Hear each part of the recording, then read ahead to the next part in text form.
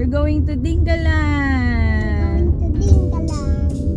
Hello everyone, we're going to Dingaland and we're gonna play some dragon farm game. And Saan na tayo? dito na sa Dingaland. Wala pa. Meron Malapit lang. malapit lang. Oo. Ano nakikita mo? Kita ako ng bundok. Bundok. Bundok. Ano pa? Ano pa po? Ilog. Ilog. Ilog. Itong konyo natin. Bato daw. Bato. Bato. Sasakyan ako sa out of space. That mountain looks like a volcano starting to erupt. Yeah. There's clouds on top of it. Look. Looks like erupting. Where are we na ba? We are at Dingaland.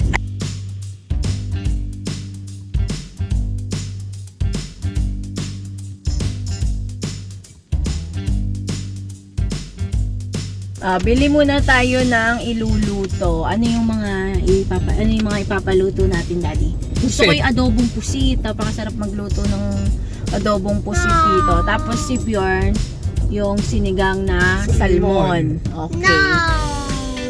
You don't like that? What's the Surprise. Diba? Okay, we're gonna buy muna. Alin? Pusit? Parang mas maliliit. There's an octopus.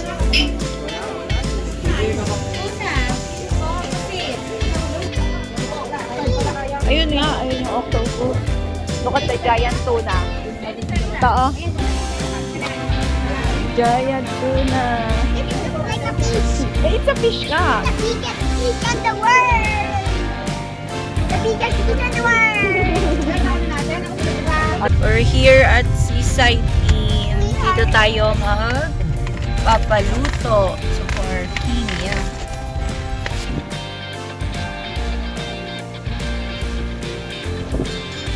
Name.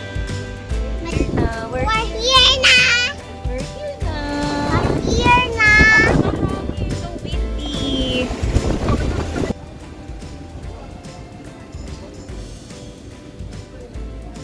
Damihan mo. Dami. Dahil walang pasok si Bjorn, naisipan namin mag-lunch dito sa Dingalan. Family bonding na din naming tatlo. Almost 2 hours din ng biyahe mula Cabanatuan, kaya pagdating namin, gutom na kami, lalo na si Bjorn. Excited na kaming kumain ng fresh at murang seafood. Sulit na siguradong babalik-balikan namin.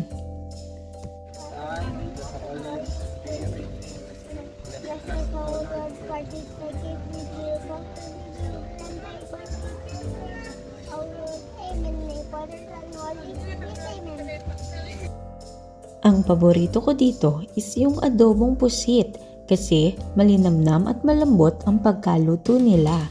Si Bjorn naman ay yung sinigang na salmon belly. Sa seafood, naka 700 pesos kami sa palengke.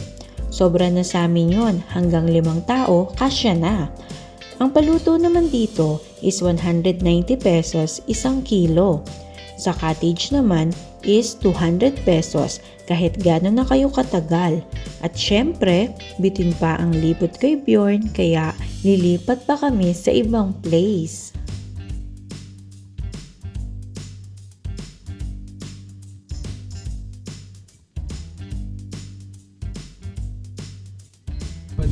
Saan naman tayo punta? Nakaalis na tayo dun sa may paluto.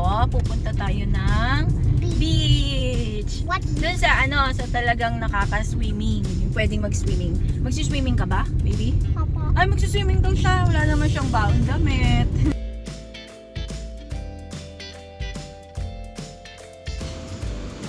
Where are you na? We are at Dingaland.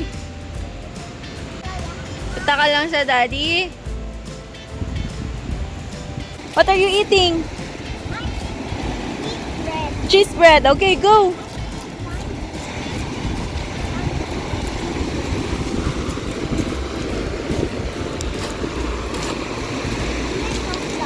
Yes.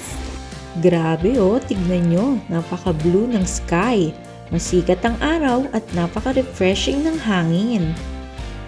At hindi nga napigilan ng anak ko. Ayan, lumusong na. Minsan lang naman kaya pagbigyan na.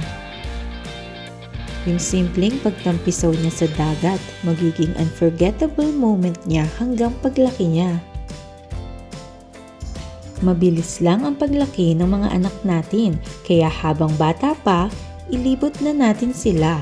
Sa bawat lugar na mapupuntahan, laging may bagong natututunan at mas lumalawak ang kanilang pag-unawa sa mundo. Sa mga ganitong pagkakataon, marirealize mo na hindi naman kailangan komplikado ang buhay para maging masaya.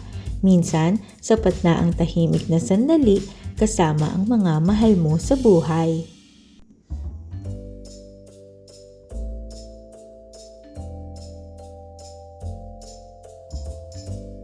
Thank you everyone. See you later. Bye-bye. Bye-bye! Bye-bye. Did you enjoy the beach? Yes. Yes! We have In a scale of 1 to 10, how much did you enjoy it? My rate is 10. You? My rate is 1,000. Hi! Enjoy it really well. Next time.